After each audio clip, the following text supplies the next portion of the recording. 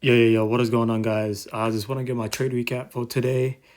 I did not trade yesterday just because we had some weird news I haven't seen before, but that was happening all day and it was a red folder. So I'm just like, chances are whatever this meeting is, and they say something that um, kind of has a huge impact and can kind of differentiate price uh, up or down like really really fast.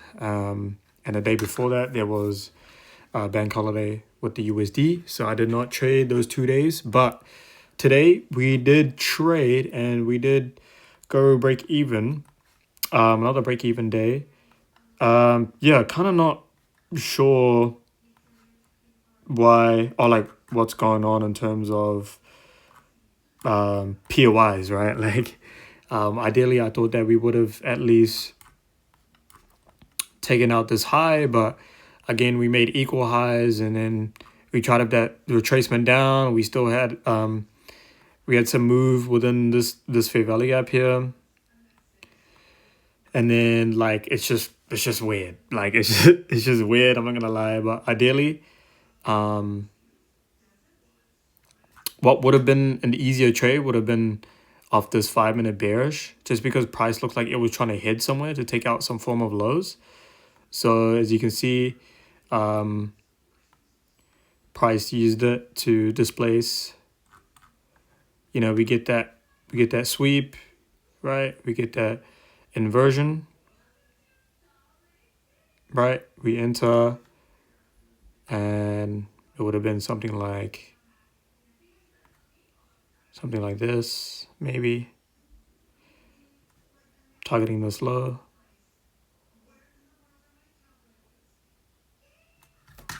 But the trade we actually took was because we were still bullish on the 5 minute and the 15, as well as on the 4 hour. We also had we were also displacing from this gap here.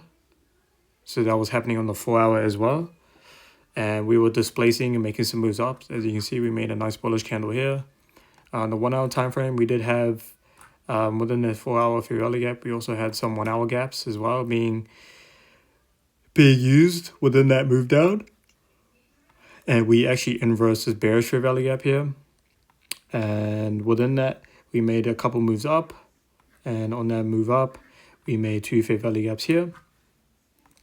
So I actually draw that out for you guys. So yeah, so that led me to believe that we were bullish on the day. So in terms of like buy side liquidity, we had equal highs here. Honestly, thought that pre-market was actually going to come and take these out, but um, yeah, we ended up just chopping down all the way down to where we wanted to look to take a trade from, and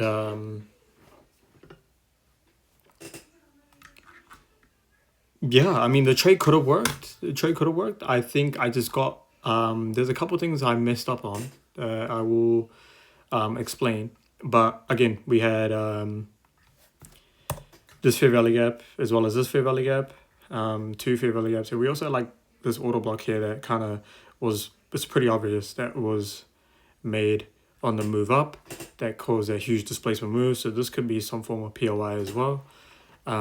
So yeah, in terms of entry, so that's the high time frame bias kind of set.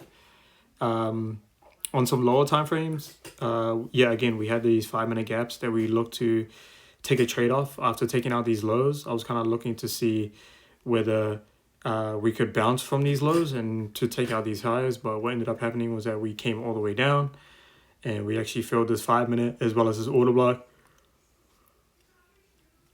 Had a reaction, but wasn't enough to take out these highs once again. So yeah, I mean, jaws to the downside, we had these lows and these lows, but below those lows were those 1 hourly gaps, those hourly gaps that I was talking about before. But I did think that price would actually come and take out these highs first before even thinking about going lower, tapping into a high time frame POI. So in terms of entry wise,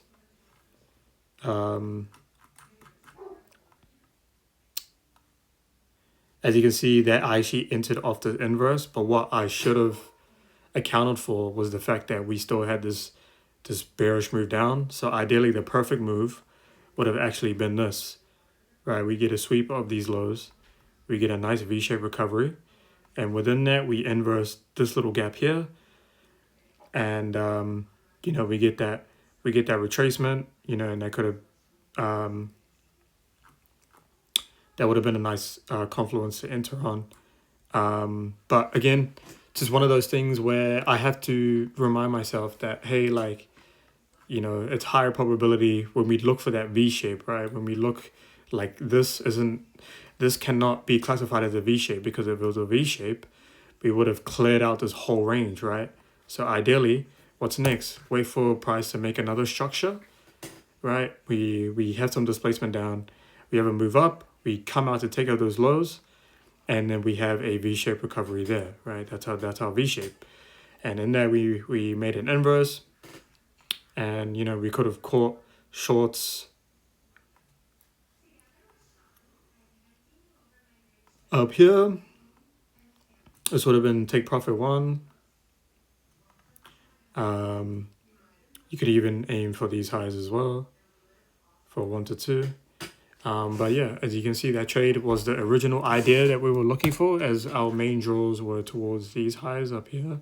So yeah, it's just one of those things I needed, I should have known that, like, if I go over my list, right? We have that high time frame bias, we have that story. We did have liquidity get taken out, right? We got that reaction from the zone, but we didn't get that V-shaped recovery, because as I mentioned before, that V-shaped recovery should cover the structure that was made on the way down, right? So if we were looking for buys, this would be a perfect example, right? As we try to make a new structure lower, right? We try to make a new structure lower, but we actually take out these lows, and then we have that V-shaped recovery inversing this. This would have been a perfect trade to take. Again, everything ticked off besides the V-shaped recovery, and which only makes sense because this whole gap needs to be filled. And if we did get that V-shaped recovery, our stops would have been too big. But again,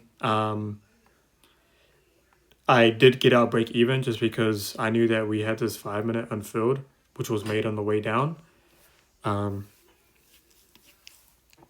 We had this 5-minute unfilled that was on the way down, and I was just like, okay, cool. If price hits this and we don't actually break through with momentum, that just means that we're not ready to go higher yet, as we're only just filling in this range to make a new lower low. And as you can see, we made a high and we tried to make a new lower low, but we couldn't. We actually swept those lows, had a nice recovery, and that would have been the perfect trade there. It's just one of those things I really need to look out for, in terms of entry, right? Like, everything ticked off besides that V-shaped recovery. We need that V-shaped recovery to show that, hey, buyers are in control here. And so that will be something that I will kind of remember for next time. Again, it's just like I just need to be careful of that. And just know that the market is based on probability, but we shouldn't also be careless as well. We should always remember what looks right, and what have we seen before, what patterns have we seen before. And this, if I waited a couple more minutes later, this would have been the perfect kind of entry there. But again, we kind of want to stick to that one trade a day, looking for that A plus setup, honestly. But again, I do think that this wasn't even an A plus at all, just because we still had this whole range to fill, right, on that move down, and we didn't even get to kind of recover from that. So like, as I because when we make a new range, right, this is our range that we should be working with, right? We tapped equilibrium. We also filled in that 5-minute. and we made some legs lower, and now the new range is this, right? It was actually this. Because we made a low, made a high, and we tried to put in a lower low, but we slipped those lows, and we get a change the state in delivery as well as an inverse, so that would have been a nice trade to take. But you know, in terms of that, like, we weren't reacting off this POIs. This POIs had, like, this range has been used to make a new lower low, right? And within that range, we try and make a new lower low, but we couldn't, and we actually swept those lows. We had that V-shaped recovery, and we get some nice targets up here. But again, it's just one of those things I need to look out for, and something I need to recognize for myself. And yeah, I mean, that kind of wraps it up for today's trade. That's our high time frame bias sit. That's we had a low time frame. We had low time frame kind of POIs, which is our 5-minute POIs that was made on this leg up. We had liquidity being taken out on the 5-minute, so these lows here, as well as this 1-minute low down here, and within that, we had that reaction, but again, we didn't have that V-shaped recovery. So we actually filled this range to make a new lower low, and with that, we tried to make a new lower low again here, but we weren't able to, and we had a sweep, and we get that V-shaped recovery there. Oh, my girl wants to sleep. I would message her after this, but yeah, that kind of wraps it up with today's videos.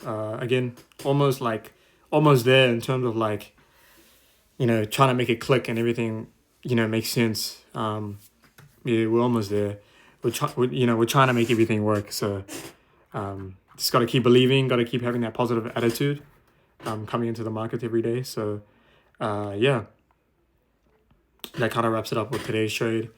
Thank you guys so much for watching. Hope you guys have a good day or night, wherever you guys are from. God bless. And yeah, I'll see you guys in the next video. Peace.